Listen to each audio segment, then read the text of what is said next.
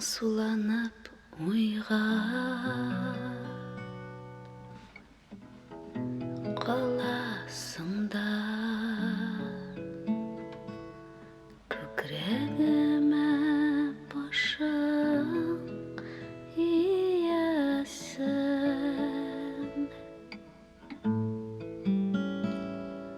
ұната алмайым бәғірім Енді нешінші ел 2002 елдан берлі біз ел сайын 7 ноябрьда Марсель Хакимович Салимжанов естелігіне яңа спектакль шығарамыз театрыбызда. Міне ертеңгіде 7 ноябрь аның туған күнінде біз яңа әсерні сәхнеге шығарамыз.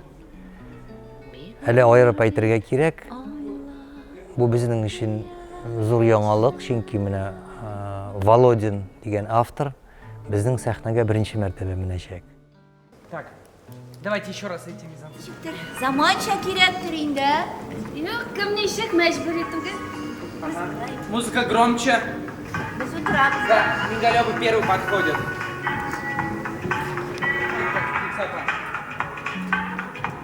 На месте останьтесь, пускай они уходят.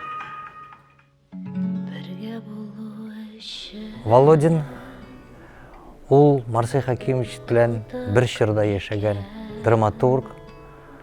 Ол Арбузов, Розов, Володин шул 60-нчы елда иҗат иткән шәхесләр сәнгать өлкәсендә, театр өлкәсендә. Шуңа күрә минемчә бу очраклы гына түгел. Икенче нәрсә турында әйтәсем килә. Айдар Заббаров яшь режиссерыбызның премьераны нәкъ менә шул 7 ноябрьгә чыгару беренче мәртәбә шулай ук.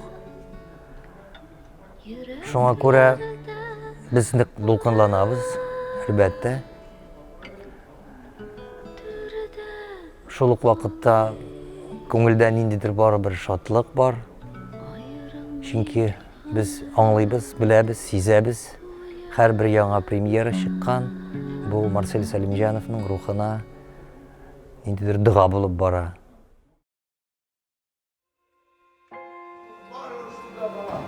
Салют!